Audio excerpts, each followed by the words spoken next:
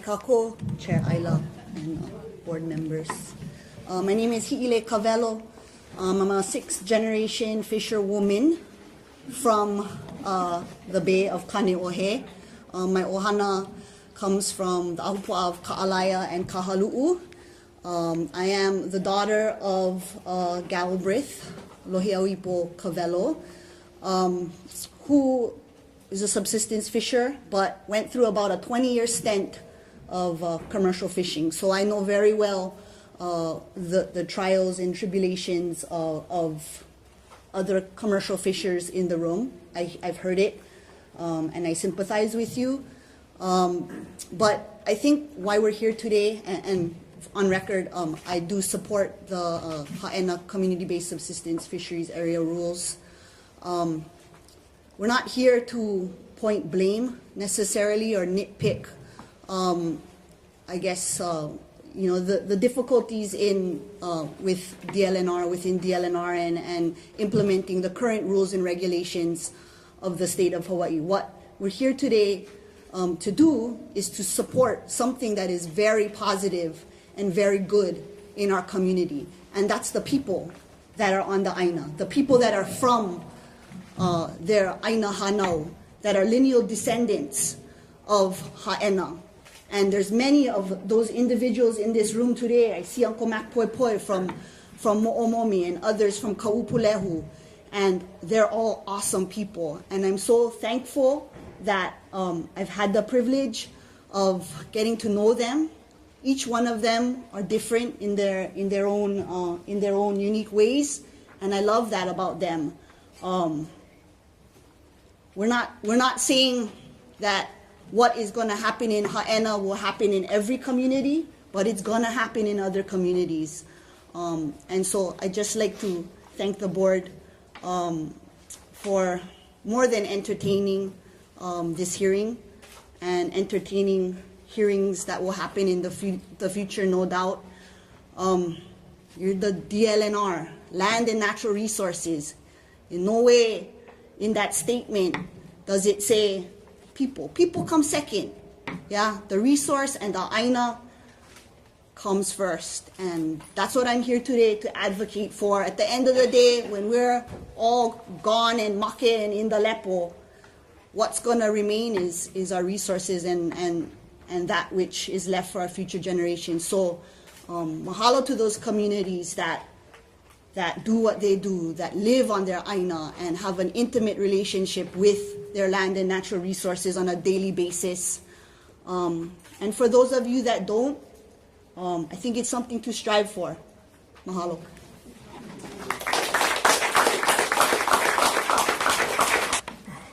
Aloha. Thank you, Chair Ayla, for this opportunity. Thank you, board members. My name is Wally Ito. I work closely with Uncle Henry Changwo. We strive to educate people about the importance of limu in the marine environment, but also the importance of limu to the Hawaiian culture. And in that work is how I got involved, and I got to meet great people in the Haena area. And so I'm here to support their efforts. We've heard a lot about cultural importance and cultural preservation. I'm here to perhaps provide a slightly different perspective. I grew up in a ahupua of Kapalama. Grew up in Kalihi, Farmington High School grad. Proud of it. But I've been a spear fisherman for more years than I care to admit. It's been over 50 years that I've been in the water, spear fishing. So I'm here to give you a perspective of this administrative rules from a spear fisherman's point of view. These rules make sense. When I have a hard decision to make, what I look at is, what makes sense, what doesn't make sense. The rules as proposed make sense. The taking of 2 he'e per person per day makes sense. Any more than that, why? 2 ula per person per day makes sense. The restriction of the pu'uhonua, the the nursery, saw that the keiki, all the fish, and not only keiki, not only the fish, but the invertebrates, the he'e and all, the keiki have an opportunity to grow. That makes sense. So I hope you think about that as you make a decision. Another point I want to make is that I was fortunate enough to meet some of the family members of the Haena community. And if you spend any time there, you know what I'll bring this word up again, a magical place this is. It's a place where the community take care of each other.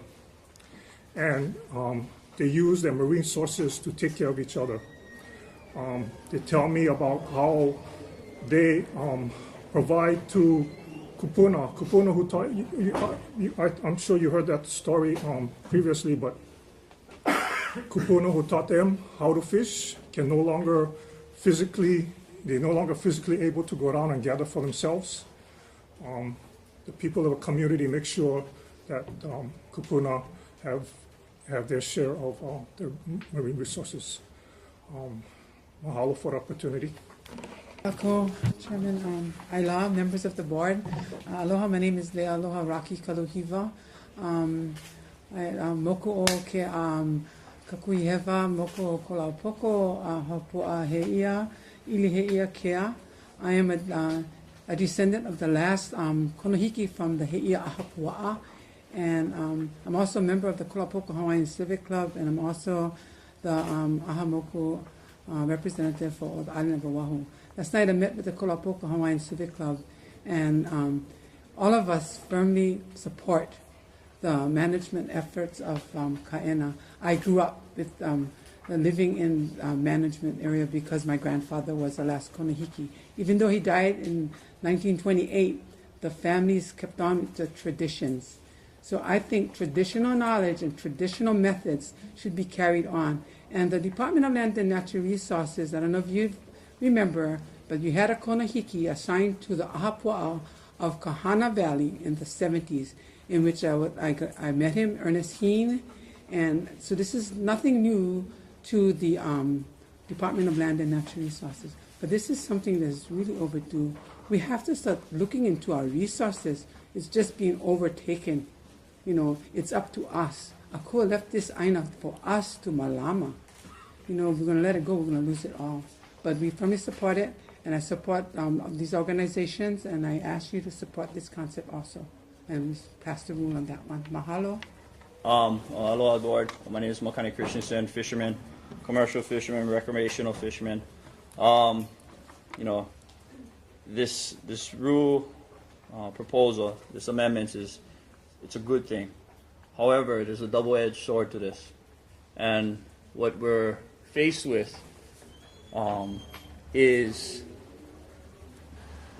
what defines a community.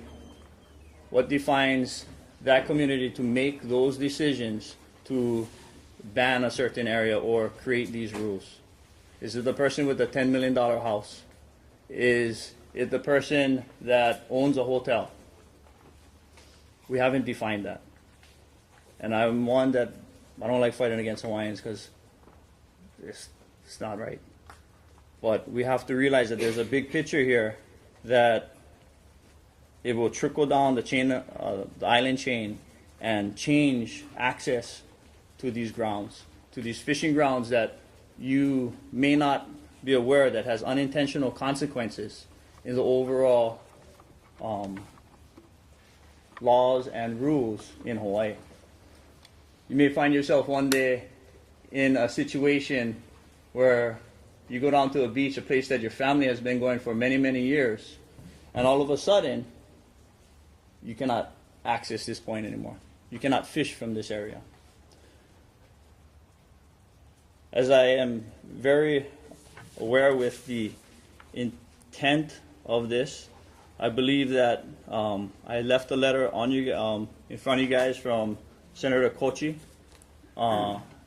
advising that we really get a really good feel of the community, because in this process, it was done in Haena, and myself and a few other fishermen represent a lot of other fishermen on the other side of things that may not be too keen on this route. So that was one thing. Another thing that was discussed is the commercial aspect of everything. This contested case, which you ruled on. No, this is the one I submitted today. Okay, so you're going to ask for a contested case. Yeah, on top of your guys' decision today. Yeah. Understanding the sentence. Nothing can prevent you from asking for a contested case. Yeah. Understanding that the contested case that was denied earlier today, the same legal analysis is going to go forward. Mm-hmm. Okay? Understand. And this one is in a different perspective where it establishes standing in the area, and it also establishes how these families were not consulted in the whole process of creating these rules. Verbally asking for it? Yes, verbally I'm asking for a contested case. Within 10 days, whether we can And you guys have that today? submit that. Yes. Thank you. Aloha, kako. Aloha. Well, you've been sitting here a long time today. And I know you're all here as unpaid volunteers. It's a long morning. The people who have come and testified here today, most of them are also, unpaid volunteers, and they're also sitting, out on the ground and in, not in air conditioning, and that just really represents not just today, but years and years and hours and hours and hours and hours that they've, given to this effort.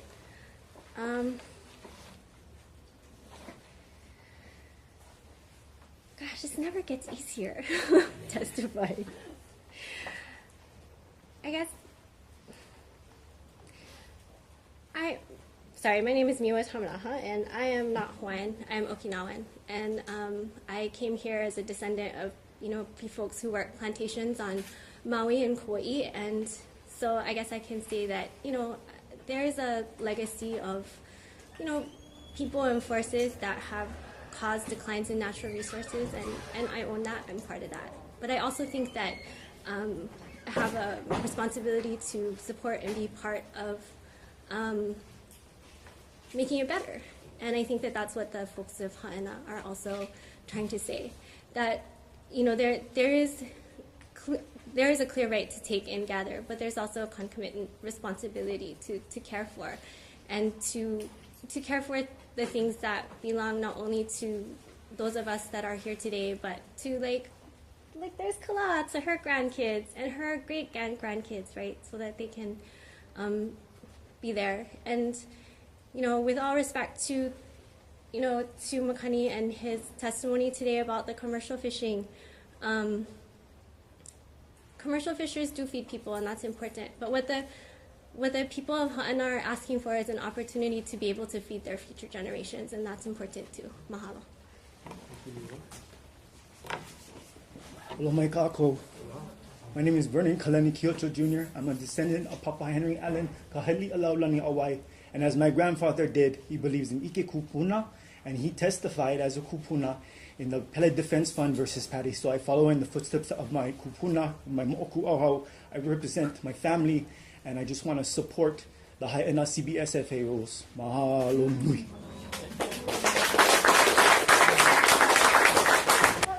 Aloha Chair Ayla and board members. I'm here today to present testimony on behalf of myself and someone else as well who wasn't able to make it today. My name is Shea Kamaka'ala, and I'm from Kahana, Ko'olauloa, Oahu. I'm in the trenches with my community to work with our Lawai'a and empower them to reconnect to our kuleana and ability to malama our resources. As an Oiwi, we also recognize that these rights do not provide a blanket exemption or get out of jail free card. Our customs are rooted in our native Hawaiian values, and Aina is an intricate balance of man and nature. I stand in strong support of Haena's Cbfsa proposal as it fulfills the state's obligation to protect traditional and customary native Hawaiian practices. Mahalo for the opportunity to testify. I'm also here to read the testimony of Malia Kudagawa, who is from the Moku of Mana'e on the island of Molokai. Malia Kutagawa is an assistant professor at the William S. Richardson School of Law, and she is part of the Hui Aina Momona cohort between the law school and Hawaii Nui Akea School of Native Hawaiian Knowledge. Malia stands in strong support of Haena's proposal. She would just like to make raise two main points. First, firmly established by the Supreme Court of Hawaii in the landmark case Public Access Shoreline Hawaii, Native Hawaiians have rights that are distinct and distinguishable from the general public. In this case, Hawaiians were acknowledged as having standing, so there is criteria, on an issue challenging a special management area permit because there were certain traditional and customary practices protected under HRS Section 1-1, 7-1, and Article 12, Section 7 of the Hawaii State Constitution, which reaffirms the rights of Ahupua'a tenants. You heard today, Board, voluminous testimony as well as what was set forth in the October 3rd record from the public hearing from all the Kama'aina, Hua'aina families of Haena, and other community supporters from around Pai'aina, from around Hawaii. Our customs are, which is not just the rights of gathering and access, but these rights are coupled with the responsibility to and kuleana to malama, and this is our custom. We have a rich history of malama as part of our cultural practice, and it is evident from the testimony that malama remains with these Hua'aina and key families of Haena, and these traditions and understandings never die. What you are tasked with today is the constitutional obligation to protect traditional and customary rights to the extent feasible or what is reasonably allowable. You have to balance this with public and private rights. So when looking at giving weight to testimony provided, priority needs to be given to those families of Haena, those with standing, and understanding what the customs are. In the case In re Ashford, from the island of Molokai, the Supreme Court of Hawaii has recognized the supremacy of Kama'aina testimony as the form of an expert. Also, under the Kapa'akai test, it lays out three prongs. You first have to identify what these practices are, and the record before you provides that.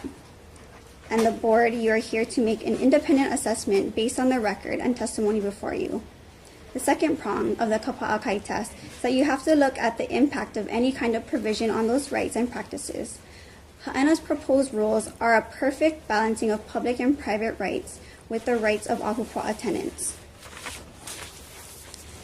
This is shown as it has passed the Attorney General's review. Now, Haena is before you to get final review of those rules.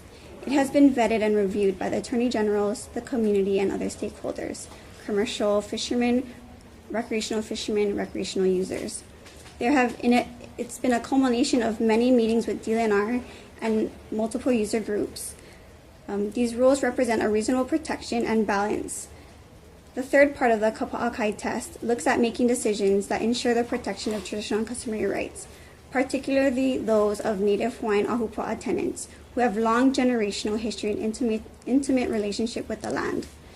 So before you is a rules package that represents the affirmative protection of those rights, reasonably balanced with the public and private. The second point, in regards to public trust protection and the ocean as part of the Ahupua'a, the Constitution requires protection of the public trust provision over our freshwater resources. Equally so, there is a public trust provision over our marine waters. Under the Admissions Act, Section 5F, is the Ceded Lands Trust, and one of the beneficiaries of the Ceded Lands Trust are for the betterment of Native Hawaiians. In addition to ceded land revenues for the maintenance of the Office of Hawaiian Affairs, it also means a trust obligation to Native Hawaiians in terms of their lands and the resources that provide for the subsistence of our families. Part of the ceded lands are the submerged lands from the shoreline out to 3 nautical miles. We understand from landmark cases such as Waiahole, Waiolo Molokai, and Inui Kukui that it's about the health of our resources, which provides for our culture to continue and live. Hua'aina families need and require the resources to be abundant and healthy to perpetuate our cultural practices. It is not enough just to provide access to those resources. With depleted and diminished resources, our cultural practices are moot and cannot continue on. Along with access is and rights to gather is the kuleana and responsibility to Malama. In addition, in the case Inri Kamakana, the naming of Ahupua'a included the fisheries and fish ponds. Even though Konihiki fisheries were deprivatized and thrown into the public realm, it is in the understanding that not all bundle of sticks were included in the land that was partitioned in the time of the Mahele. Our native Hawaiian customs of Ahupua'a run from Mauka to Makai, from the mountain to the sea. Mahalo for the opportunity to testify in support of Haena's Cbfsa proposal.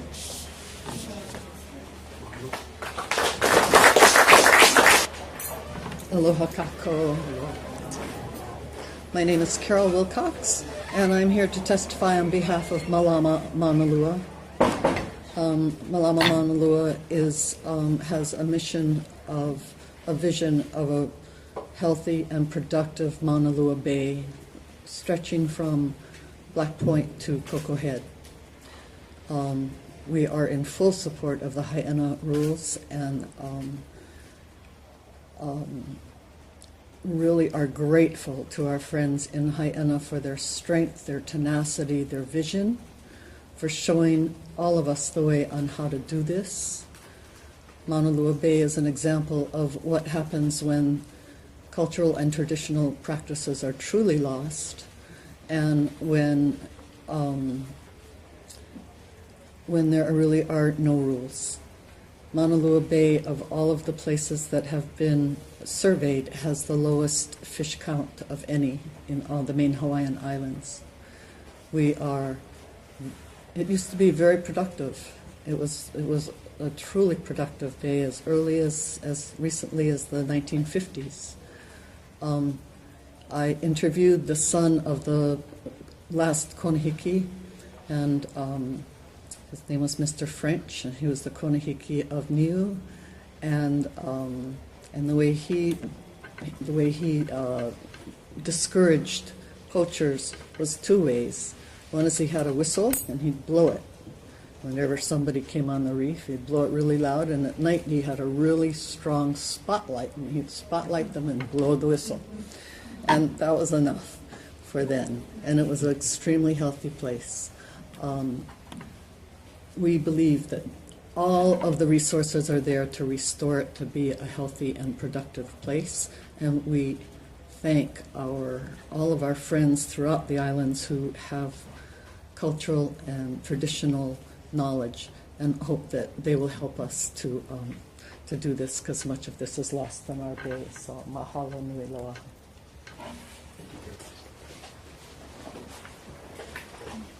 My name is Kimberly Kamaluokia Puamoa. I was born in Makawao on Maui, but I grew up in the Waipahu, Waikele area, in the Moku of Ewa, on Oahu. I'm here today as a child of an area that is disconnected from its resources. I grew up in the suburbs, surrounded by rich, fertile land that was dominated by pineapple, sugarcane, in an area where commercial interests and military interests took precedent over everything else. Even today, the development on the Ewa side is out of control. The infrastructure can't support it. What little is left of the Makai resources is dwindling. The streams have been channelized or they're polluted. Pu'uloa is just, I wouldn't want to eat the fish from there. Within my own family, I have roots in Hawaii Island, in the area of Kohala and Pahala. But my own family, the traditions have been lost. And I understand how damaging it can be firsthand to identity, and your sense of place, your sense of belonging, your sense of community is fragmented. I'm here to support Haena, the Ohana in Haena, because they are a model, not just for Hawaiians, but for anyone who lives across the Pai'aina as stewards of their resources and their place. no one, especially Hawaiians, should not have to read or learn about their traditions in books like I did. And this community is a living example of how they are trying to prevent that from happening. So I support the CBSFA rules. Mahalo.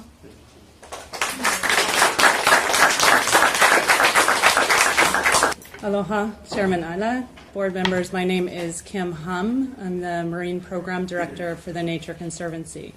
I'm very cognizant of the time and the lunch hour, so we stand on our testimony in very strong support of the Haena rules. You have heard from the community members who have spent most of the last decade working really hard to engage their community and to get the science necessary to make the right choices. And that's what they have done, and we strongly support their efforts. Thank you. I guess I get to say good afternoon. My name is Alan Murakami, and I am now with the Native Hawaiian Legal Corporation in a slightly different capacity than some of you may remember me to have. And I used to be the Director of Litigation, and I'm now the Director of Community Engagement.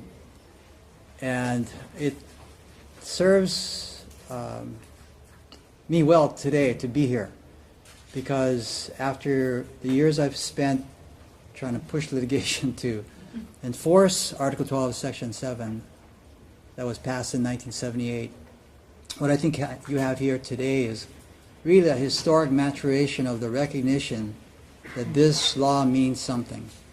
And I'm very gratified to see in the proposed rules the explicit recognition of the terms of that particular provision. Back in the 80s, nobody even heard about it. And it caused all kinds of conflict amongst Hawaiian communities that were impacted by relatively poor, I think, decision-making on the parts of many agencies, some of which include your predecessor, I'm sure, that we were forced to litigate. And it came to our attention after those years of experience that we were fighting battles that oftentimes were really people talking over each other's heads, because a lot of, frankly, agencies didn't understand their obligation under Article 12, Section 7. And yet, they were forced to go to court or to contested case hearings to assure that there was enforcement of those rights. That really is it's just a reflection, that constitutional provision is a reflection of prevailing law that has evolved and been carried forward over probably 150 years. Because each successive government in Hawaii that has come to power have incorporated those principles in the prevailing law. So it's nothing new. The cultural base of Hawaii is really the legal base for many of the principles that we litigated in the 80s, 90s, and the 2000s. So I'm really gratified, and I'm grateful to this body to have this opportunity to at least urge you in this maturation of this recognition to adopt this and embrace this, because it has such an impact on the past evolution of the last 35 years of modern Hawaiian legal history anyway. And that this is a chance for this board to accept a partnership with this community so that your job will become easier, and in full recognition of the real legal perspective that has been the source of so much litigation over the last 30 years. And if this agency adopts this approach, I think you will find that it will be a start of a new dawn on how business gets done in Hawaii, with public agencies embracing the community-based initiatives that of the sort that is emanating out of Haena. You've had a taste of this with some of the rules and regulations passed for Miloli, Mo'omomi in the past, where there was an attempt to assert this cultural-based, community-based approach. But I think now, looking back upon those experiences, while as good as they were and as noble as they were, this effort is in fact even strengthened by its wide community base and acceptance, that now I think can serve as a real solid foundation for moving forward rather than continuously having to look back upon what has happened in Hawaii's history. And this will be an exciting time for you to say yes, finally. This is something that should have been a partnership from the time that this amendment was passed in 1978. So I welcome the opportunity to speak to you, and I urge you to embrace this sense of history and adopt these rules. There is still the adoption of the management plan where a lot of these details can be worked out. I've heard the fishermen representatives talk about the need to eliminate foreign species, and having talked to the kupuna of Haena, they embrace that. Those principles can be worked out in the management plan, and I think there's plenty of room for future deliberations that will bring everybody to the table. The recognition of the rights was really beginning the discussion and the understanding of the responsibilities. We're here today because That's the hard part. we're here today because I think the communities have matured to the point that it's not only about the right, it's about the responsibility. And I think that's why we're here today. Let me mention one other thing. Since the chairman mentioned that, one of the biggest challenges that's sort of like you want to call it the elephant in the room that we don't talk about, is when you get your land back for the Hawaiian community, how do you keep it? And if you have it by co-tenants, let's say you have 150 owners, undivided interest of a piece of property. Public, I just want to stress how important community participation, public participation is in these hearing processes. These items, several comments among so many today stood out in my mind. One, the sister and the brother of a family of 15 children, and her saying she's been here in the audience crying most of the meeting. It means so much to her to be here and to see this happen. And her brother, for the first time ever, testifying here today in front of this microphone. That's very important. We need to see more of that, and I hope we see him again on other important issues. Another gentleman said plenty more people his age should be here speaking. He thought the process this time worked. He saw a lot of respect for his elders, and he thought, the process is working. I believe in it. I'm here. There ought to be more people my age here. And another gentleman raised a really good point. He talked about these resources as a type of 401k of sorts. We get so wrapped up in this financial world, and just something like this is a resource for people. Forget all that financial stuff. This is food, on the table. It's their life. And, I looked at the monitor here earlier. I saw over 40 people just in the monitor. There were probably others. Just several months ago, that didn't even exist. If you had come to this board meeting, you would have been stuck outside this door. You wouldn't have been able to hear anything, see anything, and you wouldn't have trusted the process. You wouldn't have believed in the process. So we're getting closer, but we're not there. A lot of the people who are here today had to fly here today, and that requires money. There are people on other islands today that are as passionate, and maybe more so than some of the people here today, could not participate in this hearing. Their voices need to be heard as well. And I continue to encourage you, I know you're almost there, to have video conferencing so those who cannot fly here can participate in this process. I know there's concern the meetings can carry on and on and on with public participation, but you can manage testimony. If everyone has a reasonable expectation of time, they can have 2 minutes or whatever, and everyone can testify. It's more important that everyone be allowed to testify. And finally, Board Member Yoon brought up the maps. He had requested some maps. Well, once again, we did not have a presentation by staff. They sat here and just gave you an oral presentation. They could have given a very brief presentation. We have another monitor that's not even being used. Those maps could have been loaded on that monitor over and over again. I wanted to see the maps. You wanted to see the maps. Some maps were provided out of a 3-ring binder by a staff member here, handing them out to you. We didn't get to see them. Certainly the people outside didn't get to see them, and certainly no one out in the greater public got to see those. Again, I encourage some of those presentations to be loaded on the monitor. Mahalo. Thank you very much. To approve to adopt a new chapter under the rules of HRA rules, Title 13, Chapter 64A, Haena Community package as first steps recommendation. I think by overwhelming support that we've had from communities, from people from all over the 50th state, from the kupunas to organizations and groups, it's just been so overwhelming. I believe it's a step forward, and I'd like to make that a motion. Second. Motion and a second. Before we take the vote, comments, I have a question for staff I'd like to ask. Oh, sure. Why don't you have your question for staff, and then we'll have a little discussion. So we had at least two testifiers in person and one in writing asked what about the possibility of harvesting the invasive species. So is there a mechanism like a special use permit that can be issued? Because I don't want to go back and mess with the rules.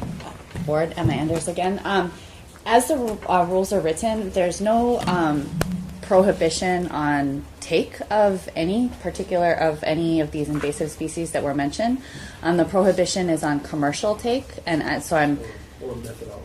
Oh yeah, and then the gear restrictions, of course. And as we have looked into it, DAR does have the authority to issue special activity permits for management activities, so could do so for commercial, or excuse me, not for management take of these invasive species. I can't say tomorrow we can issue that permit because the how would have to be done very carefully, especially with very limited enforcement capability.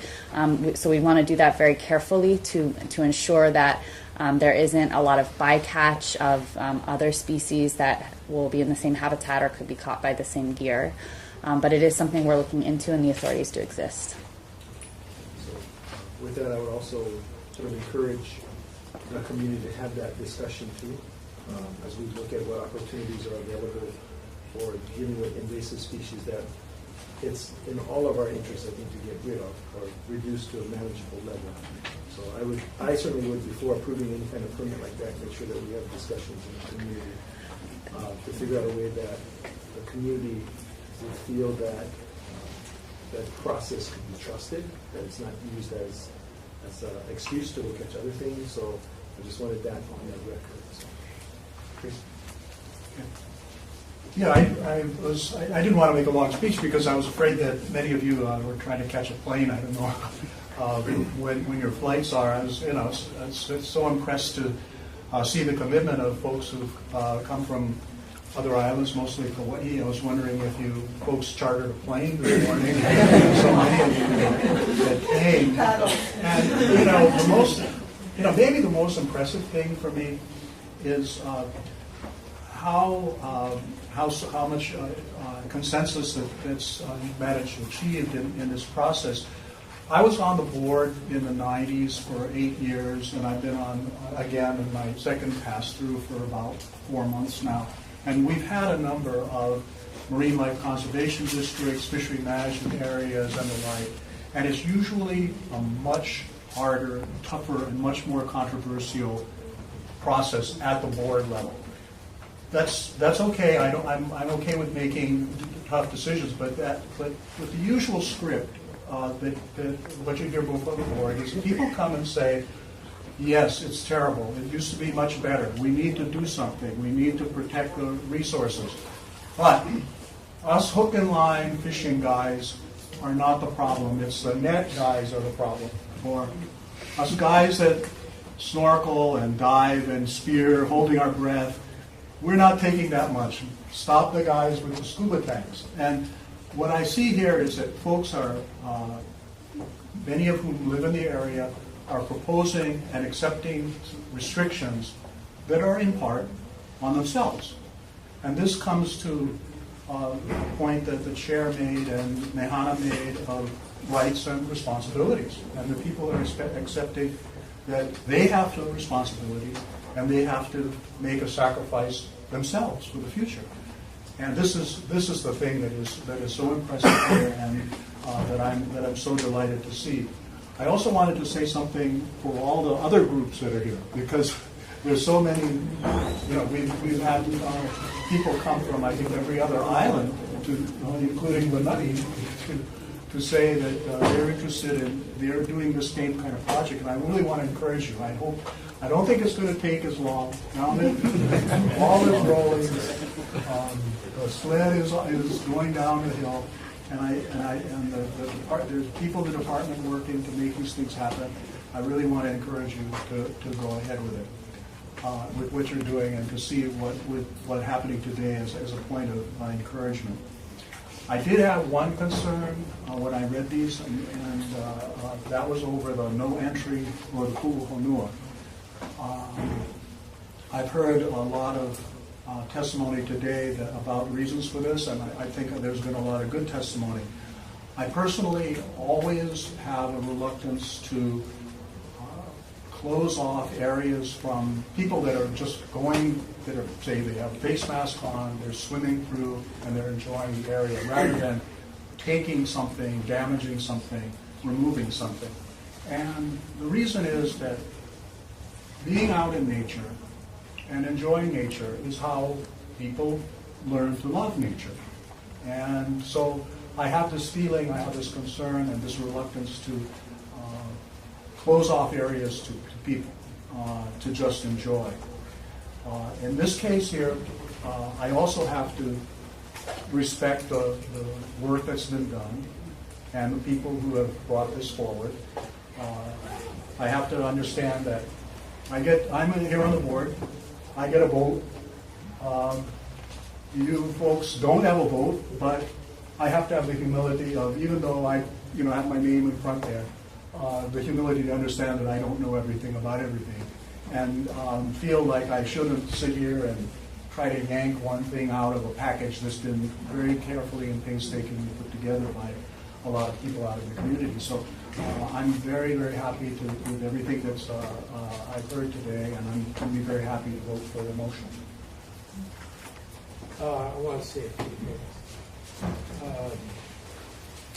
Chris and I are from the same island. Chris is a planner, and I'm a litigator. Very different backgrounds, but we're both lawyers. And he's very good at making good fine-tuning.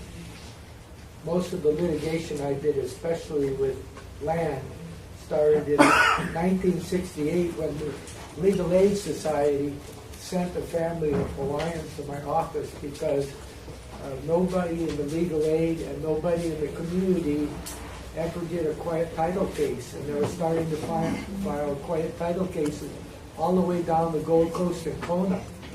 And so the family came in. Long story short, I learned all about all of their ohana and whatever, and it took us 5 years to figure out the genealogy so that we could fight the developers.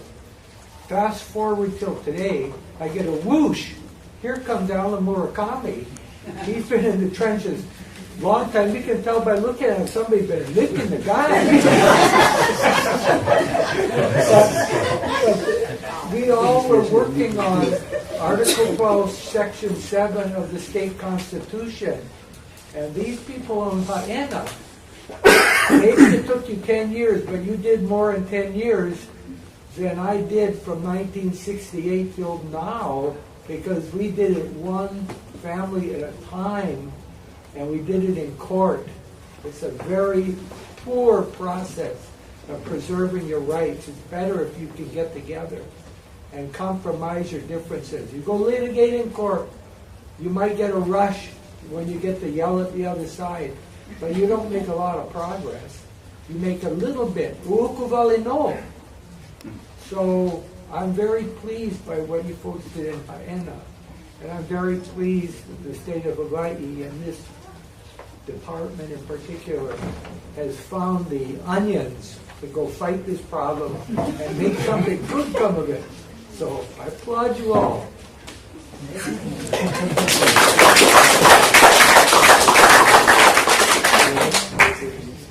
Hi, mahalo ya oko e ko Haena me na kupa o manokala ipo. Mahalo no na kako'o mai kahipai a kahipai o nei aina mahalo no ko oko heleana mai. I ke ialai ke oni o kakuhi hewa. Mahalo no na limahana o ka hale oihana o ka pilikai. Mahalo no ko oko hana nui. Mahalo ya oko pakahi a pau. No ko hana nui a aho nui e ke ia papahana lo ihi loa, no ke kai lo makahiki. Mahalo, mahalo, mahalo. He mea kupai naha, a he mana o maikai loa, ke ia mau lula hou no Haena. no laila hau'oli no wau I ke ia hana I mea ho'ilina no nā hanauna I hiki mai ana. So mahalo no ko hana ni. Mahalo. Another thing, or lastly, I know I have a motion, but I think by Haena moving with this, there's going to be a lot of other communities coming before us, and I totally support that. And I think it's a beautiful way to protect whatever we have left with some of our natural resources in our aquatics. You know, besides we have to protect what's Mau can do. I'll just add, appreciate the staff's ability to put this together for the department. It's done an excellent job getting a coalescence of all the parties and being part of the process, not only the meeting, but permitting the process to continue. So I applaud the staff. And I would I just recalled something, so I would ask the maker of the motion to amend the motion to include the need for dealing with the Haleakala decision and having the decision stay until the administrative process is completed. I'm looking for the English. Is that okay? So having it's likely the decision is going to be made, but we have a request for a contested case. So making the decision stayed until such time that the administrative process has been completed so that we can comply with Haleakala. Would that second or the motion? That's fine. Okay. With that said, all those in favor say aye. Aye. Anyone opposed? Seeing none, the motion carries.